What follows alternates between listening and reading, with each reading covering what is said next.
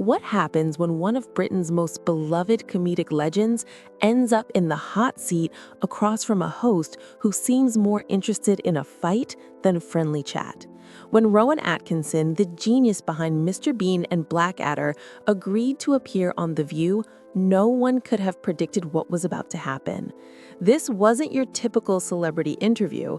It quickly became a masterclass in how a simple conversation can spiral completely out of control. Before we dive into this unbelievable moment, make sure to hit that subscribe button and share your thoughts in the comments about fiery TV clashes like this one. The studio lights burned bright as Rowan Atkinson took his seat on The View's iconic set. Known for his calm, thoughtful demeanor, Atkinson came ready to talk about his latest projects and maybe reflect on his decades-long career in comedy. What he wasn't ready for was the combative energy that was about to take over the room. Joy Behar, seated directly across from him, had that familiar glint in her eye that regular viewers recognize instantly, the one she gets when she smells controversy. It's the look of someone preparing to stir the pot and make a headline. "So, Rowan," Joy began, her voice cutting through the tension with that unmistakable New York bite. "So you've built an entire career playing characters who hardly ever speak. Mr. Bean barely utters a word, and even in Blackadder, you're often the straight man. Is it because you don't really have much to say in real life?" The question landed like a challenge. The other hosts exchanged glances. They knew immediately this wasn't going to be a light-hearted chat. Atkinson, ever composed, managed a polite smile, though a slight tension flickered in his eyes. "Well, Joy," he said, his crisp British accent slicing cleanly through the air, "there's a rather big difference between choosing when to speak and having nothing to say. Comedy, especially physical comedy, can express more in a single gesture than pages of dialogue ever could." Joy leaned forward, clearly not impressed. "Isn't that just a fancy way of saying you hide behind your characters because you're uncomfortable showing who you really are? When was the last time we saw the real Rowan Atkinson, not some bumbling fool or uptight historical figure?" The studio fell silent. This wasn't the warm, cheerful View atmosphere guests usually enjoy. Whoopi Goldberg shot Joy a subtle warning look, but it went unnoticed. Atkinson's jaw tightened slightly. "I find it interesting that you confuse speaking carefully with hiding, Joy. In my experience, those who talk the loudest often have the least to say. My characters aren't masks. They're reflections of the human condition. Mr. Bean, for example, represents the universal struggle of navigating a world that often makes no sense." Joy scoffed and waved her hand dismissively. "Oh, please. You made millions pretending to be a grown man acting like a child because it's easier than having adult conversations. At least in America, our comedians aren't afraid to talk about real issues." That one hit. For a split second, Atkinson's polite composure cracked, revealing a flash of irritation. "I wasn't aware geography determined artistic value," he replied coolly. "But then again, I suppose reducing creativity to nationalism is easier than actually engaging with the work itself." Joy's eyes gleamed. She'd found her moment. "Nationalism, huh? That's rich coming from a man who's built a career playing the stereotypical bumbling British fool. Tell me, Rowan, how does it feel knowing your most famous character is basically a grown man with the mind of a toddler? What kind of message does that send to children?" The studio went still. Even the camera crew seemed to sense things had gone too far. Sarah Haynes tried to cut in with a question about Rowan's latest film, but Joy bulldozed right over her. "Seriously," she continued, voice rising, "when parents put on Mr. Bean for their kids, they're teaching them that incompetence is funny, that it's fine to stumble through life irresponsibly. Is that really the legacy you want to leave?" Atkinson's hands, resting calmly on his chair moments before, slowly curled into fists. When he spoke, his voice was calm, but it carried steel. "Joy, I realize this conversation was never about understanding my work. You came in with your mind made up. But tell me this, Joy, When was the last time you created something that brought joy to millions? The challenge hung in the air like a thunderclap. Joy froze, color rising in her cheeks. For the first time, she had no words. But it didn't last. "Excuse me?" she snapped. "Are you questioning my career? I've written books, I've done stand-up, I've been on television longer than some of your fans have been alive." Atkinson raised an eyebrow, the look fans of Blackadder knew all too well, just before he delivered a fatal punchline. "I'm not questioning your career, Joy. I'm questioning your contribution. There's a difference between occupying space in entertainment and actually creating something worth remembering." The other hosts were exchanging increasingly uneasy glances. "Wolby tried to pull things back to neutral ground. Maybe we should talk about your upcoming projects, Rowan. I understand you're working on something new." But Joy wasn't backing down. Her ego had been bruised, and now she was in full attack mode. "Oh, I see what this is," she snapped. "This is that typical British arrogance, isn't it? You think you're so much smarter, so much more sophisticated than American television. Well, let me tell you something, Mr. Bean." "Mr. Bean," repeated Atkinson slowly, his tone suddenly very calm, but there was something in it that made everyone in the studio sit up a little straighter. "You keep using that name as if it's an insult. Do you realize Mr. Bean has brought laughter to children and adults in over 200 countries? That character has crossed language barriers and cultural divides in a way few forms of entertainment ever could." Joy scoffed. "Oh, please. Transcended language barriers? He doesn't even talk. A mime could do that." "Could they?" Atkinson's voice sharpened now, the professional politeness beginning to slip. "If it's so simple, Joy, then why aren't there hundreds of mime characters loved across the world? Physical comedy isn't about silence. It's about understanding human nature so completely that you can express truth without a single word." "Universal truth?" Joy sneered. "What universal truth is there in watching a man get his head stuck in a turkey or fail to use a revolving door?" She said it mockingly, twisting one of Mr. Bean's most iconic moments into something crude. Several audience members gasped at her tone. Atkinson's face went perfectly still. When he finally spoke, his voice was quiet, but every syllable carried weight. "The universal truth, Joy, is that all of us struggle with things that seem simple to others. We all have moments when the world feels strange and unkind. Mr. Bean resonates because he meets those moments with curiosity instead of cynicism, persistence instead of despair. He finds wonder in the ordinary and refuses to be beaten by life's absurdities." That's just, Joy began, but Atkinson wasn't finished. "And the fact that you can reduce that," he continued, "to a man with his head stuck in a turkey tells me everything I need to know about your understanding of nuance. You see the surface and assume that's all there is. It's like judging a book by its cover and then blaming the author for your inability to read." The studio went dead silent. Even the hum of the lights felt loud. Joy's mouth fell open slightly. She wasn't used to being spoken to like this, especially not on her own show. "How dare you?" she said, her voice trembling with rage. "How dare you come here and insult my intelligence? I've interviewed presidents. I've written books. "At what level of preparation, Joy?" Atkinson interrupted smoothly, his tone sharp but measured. "Because if this conversation is any indication of your research, I'm beginning to understand why American television has the reputation it does overseas." Joy's face turned scarlet. "What's that supposed to mean? What reputation?" Atkinson smiled faintly, but it wasn't a kind smile. "Well, Joy, there's a global perception that American daytime television values conflict over content, noise over nuance, that it's more interested in viral moments than meaningful dialogue. I always thought that was unfair, but sitting here today, I'm beginning to think it might not be." "You pretentious, arrogant—" Joy shot up from her chair, but Whoopi reached out, placing a calming hand on her arm. "Joy," Whoopi said firmly, "let's take a breath." Joy jerked her arm away. "No, I'm not sitting here while this pompous British snob insults me, my show, and my country on national television."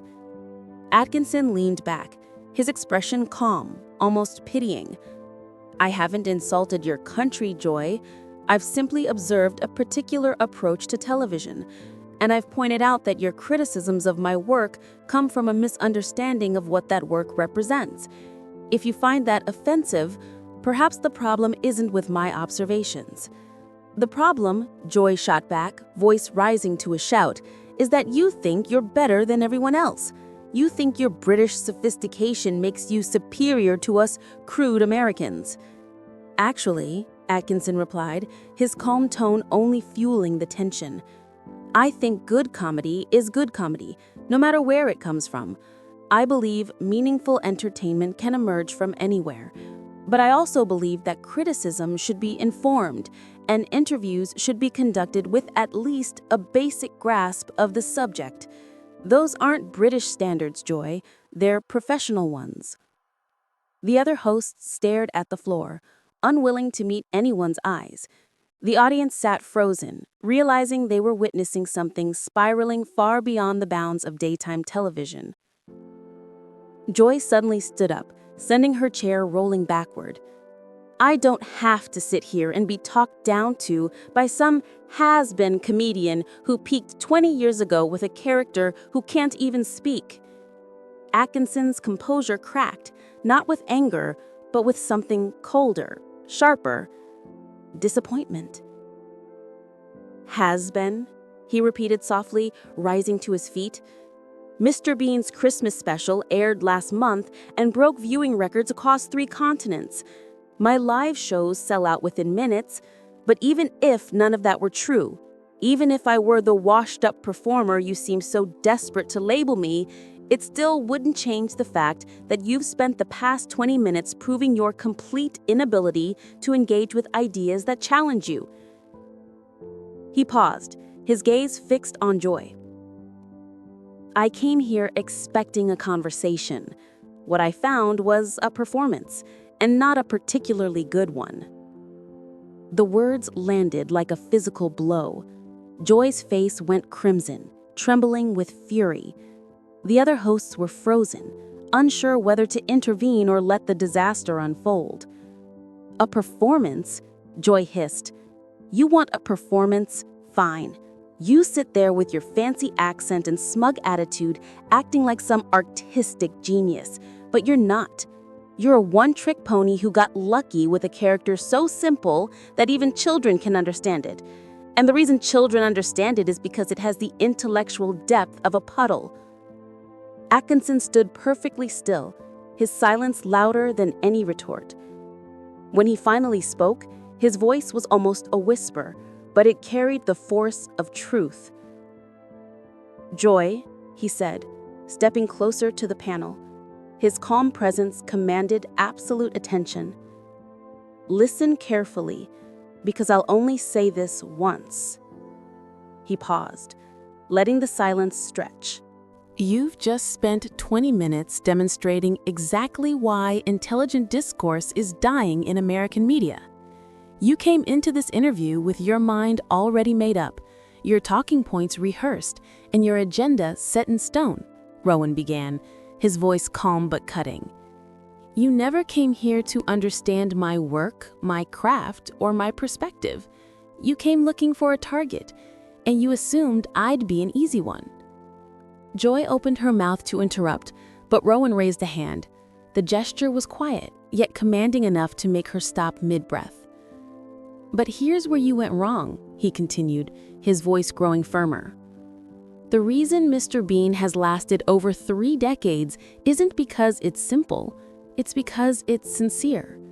He faces the world with curiosity, with optimism, with the courage to try again when things fall apart. He doesn't assume the worst in people. He doesn't tear down what he doesn't understand. In that sense, Joy, he's everything you haven't shown here today." The studio fell into a tense silence. You could hear Joy's breathing, shallow and uneven. Her face drained of color. For the first time, she looked unsure. "Now, hold on just a minute," she started, But Rowan wasn't done.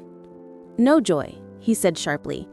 "You've had several minutes, each one proving my point about the difference between speaking and actually having something to say. The issue isn't that you dislike my work. You're entitled to that. The real tragedy is that you had the chance to have a meaningful conversation, and instead you turned it into a gladiator match for cheap applause." Whoopi tried to intervene. "Rowan, maybe things just got a little too heated." "No, Whoopi," said Rowan softly, turning toward her. "This isn't about getting heated. It's about professionalism and respect. Joy didn't get passionate. She got personal. She attacked not only my work, but the intelligence of those who enjoy it. She took years of creative effort and reduced it to a caricature, then acted as if ignorance were some kind of virtue." She turned back to Joy, whose posture was stiff with discomfort. "You called me a has-been, Joy. Said I peaked 20 years ago. Let me ask, when was the last time you created something that brought people together instead of driving them apart? When was the last time your words made someone smile rather than furious? When was the last time you used your platform to build, not destroy?"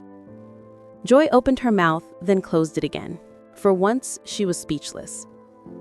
"You know the difference between British and American comedy?" Rowan asked, his tone sharpening again. "It's not intelligence or sophistication, it's intent. British comedy punches up at power. American comedy, lately, punches down at anyone vulnerable, different, or sincere. And today, Joy, you've proven that perfectly." Sarah Haynes tried to step in, her voice nervous. "Maybe we could talk about your charity work, Rowan. I know you're involved with several..." But Rowan was already reaching for his jacket. "I appreciate the effort, Sarah, but this conversation's beyond saving. Joy made it clear she's not interested in dialogue, and I'm not interested in being part of her circus." "You can't just walk out," Joy snapped, her tone sharp with panic. "This is live television. You have a commitment." Rowan paused mid-motion, looking at her with almost pity. "My commitment was to an interview, not to be the punching bag for your insecurities. There's a difference between asking tough questions and launching personal attacks, between skepticism and ignorance. You crossed that line 15 minutes ago, and you've been dancing on it ever since." "This is ridiculous," Joy spat. "You're acting like a child who can't take a hard question. This is real-world journalism." Rowan finished buttoning his jacket and faced her one last time. "No, Joy. In the real world, journalists research their guests. They prepare. They ask informed questions. What you've done today isn't journalism. It isn't entertainment. It's just sad." He turned to the others. "Whoopi, Sarah, you've both done your best to keep this civil, and I respect that. But one person's obsession with conflict has poisoned what could have been a meaningful exchange." Joy shot up, her chair screeching backward. "Don't you dare apologize for me. Maybe you should stick to children's TV if you can't handle grown-up questions." Rowan smiled genuinely for the first time. "You know, Joy, that's the perfect ending. Yes, I sometimes make shows for children, because children value honesty, imagination, and a real emotion. They don't thrive on fake outrage or petty conflict. They understand that entertainment should uplift, not just provoke." He took a few steps towards the edge of the stage, then paused. "Maybe if more adults saw the world like children do, we wouldn't need characters like Mr. Bean to remind us what sincerity and resilience look like." "Fine," Joy yelled after him. "Go back to England. We don't need you here." Rowan's final smile was calm, almost kind. The beauty of good comedy, Joy, is that it doesn't depend on who needs it. It exists for anyone willing to see the world with an open mind and a generous heart. Sadly, those seem to be missing at this table today. With that, Rowan Atkinson walked off the set of The View, leaving behind a silent studio, stunned hosts, and one very red-faced Joy Behar, who had just learned what happens when true class meets chaos on live television. The cameras kept rolling, but the damage was done. In under 30 minutes, she had turned what could have been a warm, engaging conversation with one of the world's most beloved entertainers into a masterclass on how not to conduct an interview. And that's how Rowan Atkinson walked off the view, leaving Joy Behar to face the fallout of her own unprofessionalism. What do you think? Was Rowan right to walk away, or should he have stayed and finished the fight?